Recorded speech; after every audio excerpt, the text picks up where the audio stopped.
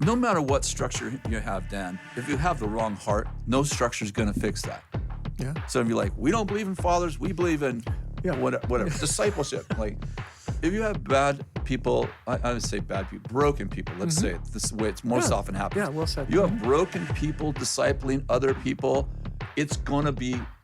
It's gonna get weird. Yeah. So, no matter how you describe it, if there's brokenness in the person, it's gonna seep out somewhere. Yeah.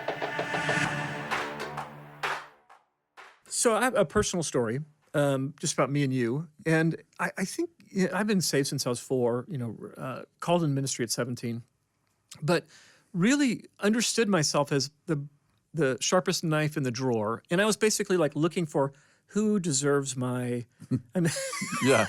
I mean, it's not pretty. Very, very it's not humble. pretty. It's not pretty. I don't think I ever said that out loud. No, but when I I look haven't heard back you on the say that. arrogance of my youth, Yeah. I've talked about this. I used to be in chapel, and I would be judging the word. These are lifelong missionaries. Yeah. And I'm 19, 20, like, okay, he's got it. He's anointed. She's not. I mean, just like, who do I think I am? It wasn't until I got here and was around fathers that I realized that the hubris, the arrogance of that, and repented of that. But so my understanding was I saw myself as I was called to full-time ministry, but I was kind of a free agent. Like I was, hey, who wants me? Who sees the gifts and call of God on me? Where shall I go? And it wasn't until like you and Bill were in my life talking about fathers. I'm like, fathers, it says in Scripture, call no man father.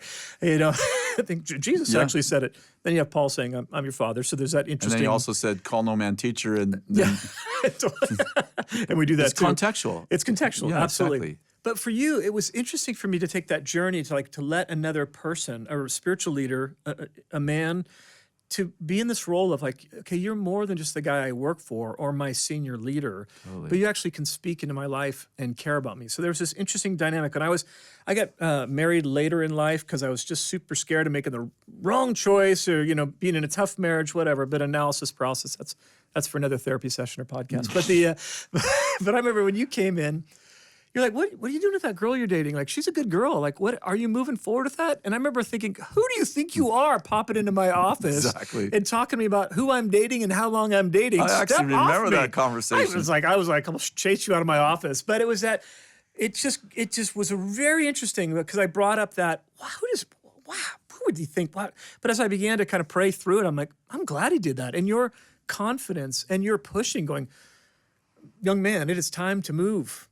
Yeah. It is time to move. You were stuck. Yeah. Was super important for me. And so this idea that we have fathers in the faith, fathers in life, that kind of got me out of that free agent. Yeah. I do whatever I want, and I might take advice from you, but I'm doing what I want. Yeah. Where you can actually go, you matter, your opinion matters. That carries more weight than just an opinion. Yeah. So that was part of my journey of learning to embrace kind of fathers and mothers in the faith and not just have teachers. Yeah. my story is obviously, I lost my natural father when I was 3. My grandfather became the nearest replacement. And when I accepted the Lord 5 times. Only 5? No, I'm kidding. Yeah. I had an encounter with the Lord that I've told many times when I was 15. Yeah. And my mom was very sick with psoriasis. Yeah. And I said to God out loud, I didn't know if there was a God, but I said out loud, if you heal my mother, I'll find out who you are and I'll serve you the rest of my life. And an audible voice, only heard an audible voice twice in my entire life, said, my name is Jesus Christ. And you have what you requested. Next morning, my mother was completely well from psoriasis. And the voice came back, I think around a week later. He said, my name is Jesus Christ. She said, if I healed your mother, you'd serve me and I'm waiting. So I got saved at Billy Graham. I got saved. What I mean is I prayed a prayer. Yeah. I went forward, I prayed a prayer.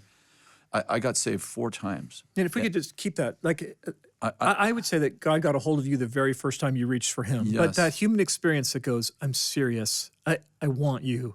Take everything. Yes. Yeah. I felt like I was sincere. And my point in this conversation would be nothing apparently happened. Like my life didn't change. Like I had an encounter with the Lord at 15. He talked to me. I went from church to church, didn't know where to go, raised my hand 3 or 4 times, went forward once in another meeting. But earnestly, nothing changed in my life. The 5th time, I was in a kind of a hippie youth group I got invited to. We were singing some songs and during the worship. Kathy was with me at the time. I was 18. She would have been 15. And during the worship, a young man said, does anyone want to receive Jesus here? I'd already done it 4 times. I'm like, yes, of course I do, because I knew there was something, because I had a real encounter absolutely. that didn't lead to transformation, but I knew there was a real miracle working God, because my mother was healed. I heard an audible voice. So I raised my hand again. He prayed a simple prayer with me and Kathy at the same time. Then afterwards, he came over. His name was Ken Hughes. He sat down on the floor with us. It was about 100 kids packed into a small house. Sat on the floor with us, and he just took us through very simple scriptures about being born again, about loving God, all of this. You're born again. And he said, you need a father. And I'm like, I know nothing. Yeah. And then he brings over two men who are probably 3 years older, so maybe they were 21 or 22. And he said, which one of these two men do you want to be your father? Yeah. And I just chose the better looked one. His name was Art Kipperman. Okay. Buried him 8 years ago. If you're the other guy listening, then sorry about that, but go ahead.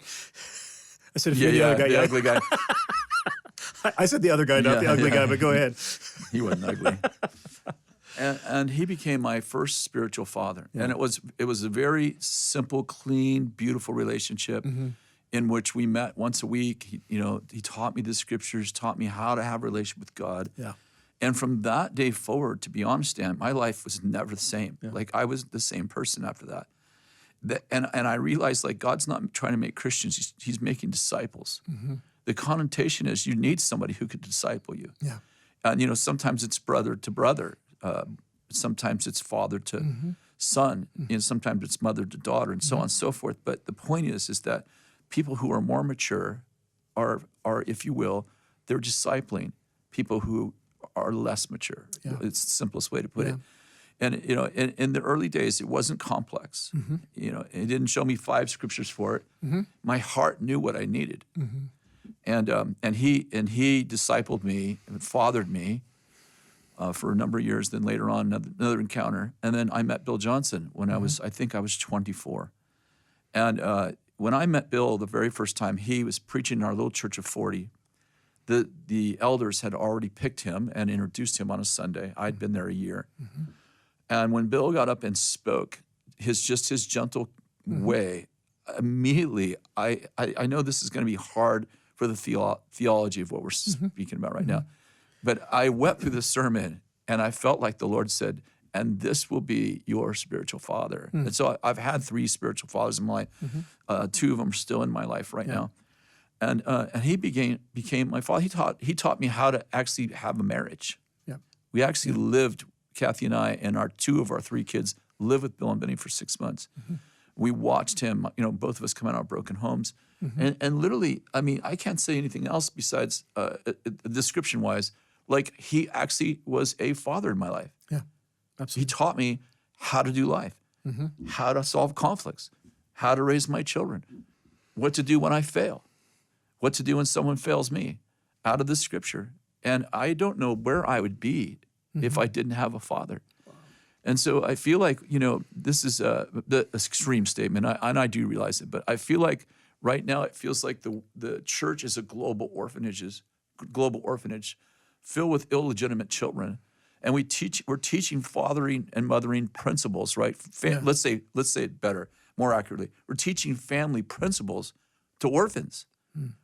And sometimes they take those family principles and they become elder brothers instead of loving fathers. And people go, look, that's that bad doctrine. It's like, no, that's actually bad application for a very broken person who's taking the word fatherhood instead of supporting their sons and daughters, or motherhood instead of supporting their sons and daughters, is actually using it to oppress them, or let's say, the oppress is extreme, but let's say to not empower them, to dominate. And so I think the whole fathering thing has, like, the shepherding movement that went bad. Right. Yeah, let's be clear. We're not saying should I buy this car? Can I buy this car? No, you weren't telling me to marry Christine. None of those things. So if you want to misunderstand on purpose, I guess you can. But we're not saying that you get permission for everything you're doing. We're saying there's life on life communication of incredible value. And no matter what structure you have, Dan, if you have the wrong heart, no structure is going to fix that. Yeah. So if you're like, we don't believe in fathers, we believe in whatever discipleship. Like, if you have bad people, I would say bad people, broken people, let's say it. This is the way it's most often happens. Yeah, well said. You have broken people discipling other people, it's gonna be ugly. It's going to get weird. Yeah. So, no matter how you describe it, if there's brokenness in the person, it's gonna seep out somewhere. Yeah. And the structure won't fix a broken heart. Only fixing a broken heart fixes the broken heart. Yeah. So I think that, we're part of a family, and, people are asking the question, what am I supposed to be doing with my life? It's a great question. It's actually a godly question. The first question, though, is who am I supposed to be with? Because until you find your people, you can't really find your purpose. Your purpose is actually in your people.